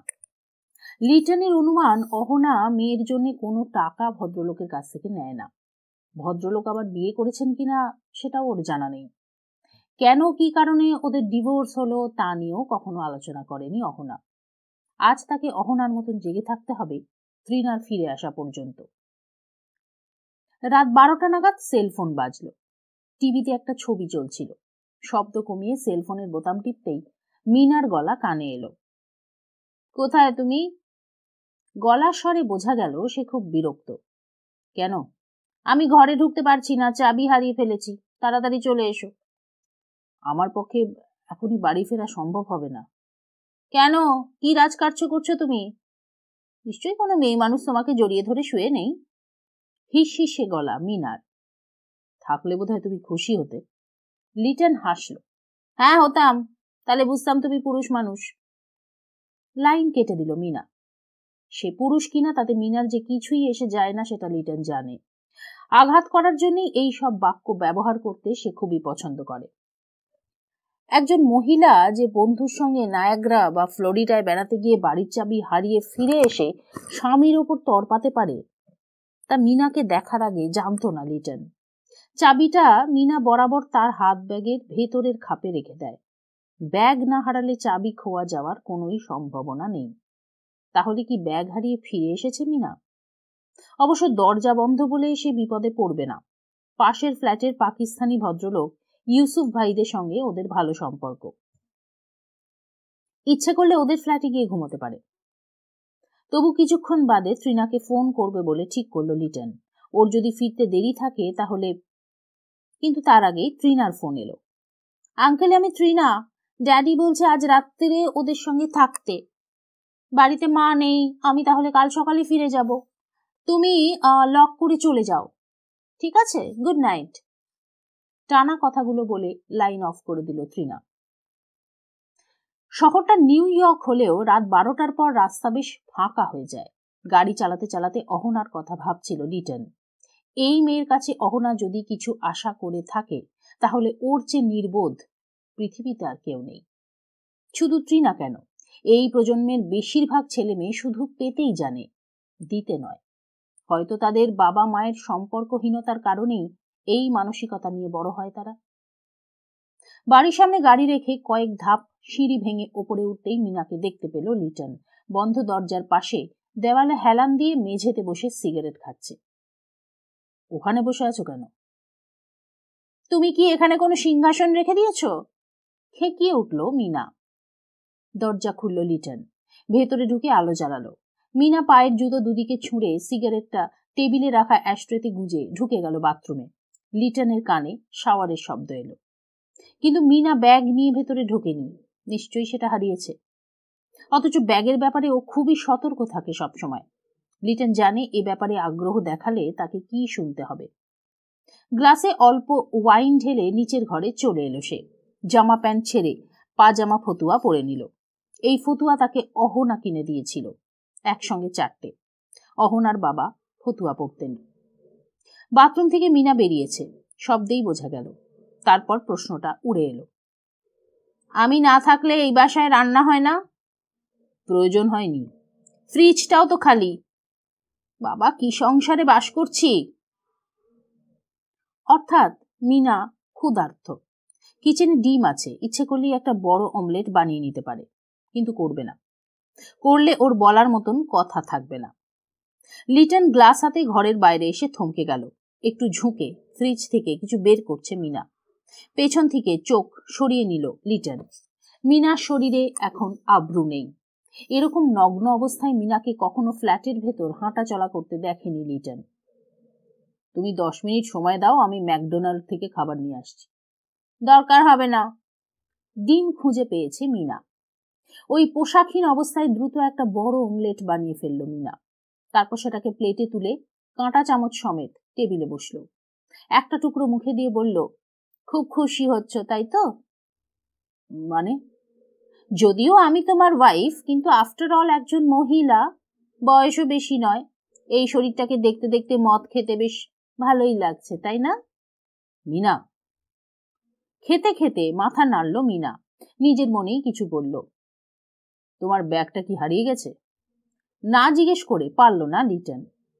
না, জল খেলো মিনা। চুরি হয়ে গেছে। অবশ্য যদি ওটাকে চুরি বলা যায়। পুরুষ জাতটার উপর না আমার ঘেন্না ধরে গেল। আবার দেখো, পুরুষ ছাড়া মেয়েদের আবার চলেও না, অন্তত আমার তো নয়। কিন্তু এবার কিন্তু সত্যি সত্যি ঘেন্না ধরে গেছে। তুমি খুব ভুল লোক বেছে নিয়েছিলাম। টেবিল থেকে উঠে নিজের ঘরে চলে গেল মিনা। ও ঘরের দরজা বন্ধ হয়ে গেল। খুব কাহিল লাগছিল লিটনের।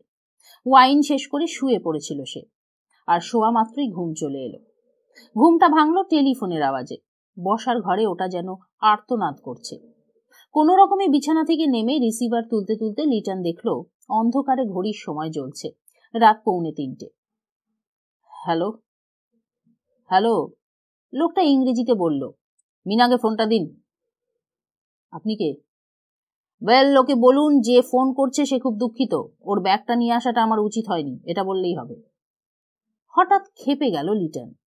এই শালা হারামির বাচ্চা, তুই নিশ্চয়ই বেজম্মা, তাই নিজের নামটা বলতে পারছিস না। সাহস থাকে তো কাল সকালে এখানে আয়, তোকে জ্যান্ত অবস্থায় আমি দোজকে পাঠাবো। সঙ্গে সঙ্গে রিসিভার নামিয়ে রাখলো লোকটা। কলার আইডেন্টিটিতে ওর নাম্বার ফুটে উঠেছে। লিটন নাম্বার ঘুরিয়ে লোকটাকে ধরতে চাইছিল, কিন্তু পেছন থেকে গলা ভেসে এলো। বাহ! লিটন তাকিয়ে দেখলো মিনা ওর ঘরের দরজায়, তবে এখন আর বিবস্ত্রা নয়, পাতলা নাইটিতে ওর শরীরটা ঢাকা। মিনা হাসল। এত উন্নতি ভাবতেই পারছি না। যা বলেছ তারপর আর ফোন করার দরকার নেই, বরং এদিকে এসো। রিসিভার রেখে লিটন মিনার সামনে গিয়ে দাঁড়ালো। মিনা চোখের কোণে তাকালো। এই বীরত্বের জন্য তুমি অন্তত কিছুক্ষণ আমার ঘরে কাটাতে পারো। এক ঝটকায় নাইটি খুলে ফেলল মিনা। ঘুম থেকে ওঠা মাত্রই ফুলের তোড়াটাকে দেখতে পেল অহনা। লাল গোলাপের সৌন্দর্যে মোহিত হয়ে গেল সে। হাত বাড়িয়ে কার্ডটা তুলে নিয়ে সামনে ধরল।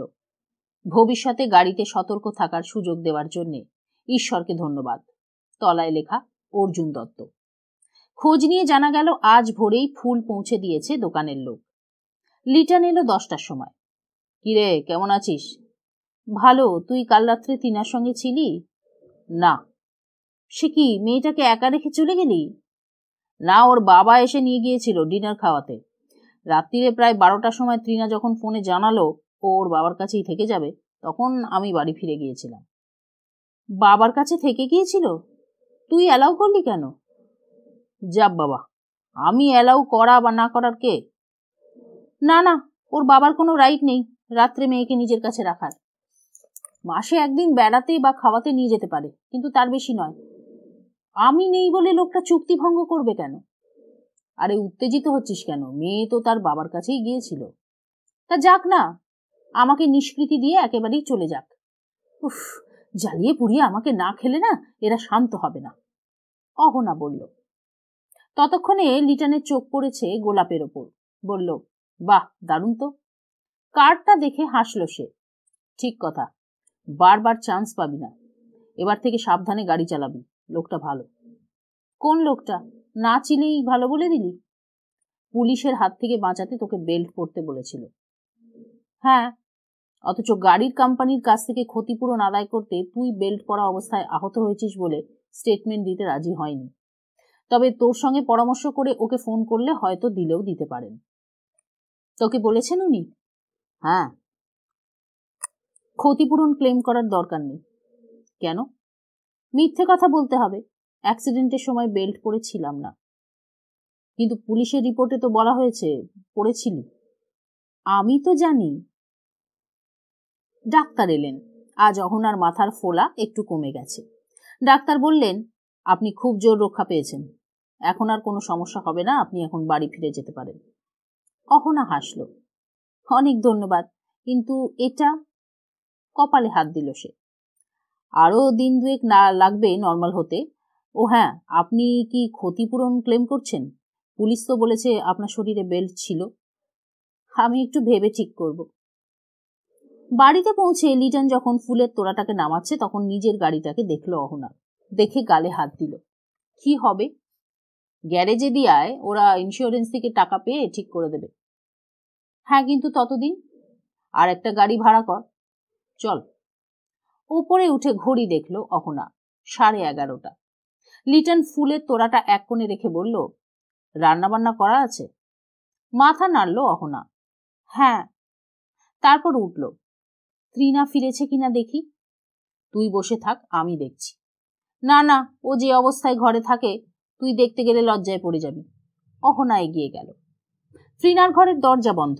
জোরে শব্দ করল অহনা। একেবারে সাড়া দেবার মেয়ে ত্রিনা নয়। তৃতীয়বারে চিৎকার ভেসে এলো, কি? দয়া করে ভদ্র মেয়ের মতন পোশাকটা পরে দরজাটা খোলো। অহনা ফিরে এলো বসার ঘরে। এসেছে? লিটন জিজ্ঞেস করল। কিছু বলিস না, চেঁচিয়ে আর কি হবে। তুই খেয়ে যাবি? না। কেন? ব্রেকফাস্ট করেছি। হঠাৎ মিনা ফিরে এসেছে? হ্যাঁ। কোথায় গিয়েছিল? কে জানে, তবে এবার বোধহয় ভুল বুঝতে শুরু করেছে। অহনা তাকালো, তুই পারিস বাবা। ত্রিনা এলো। তোমরা কখন এসেছো? আমি তো টেরই পাইনি।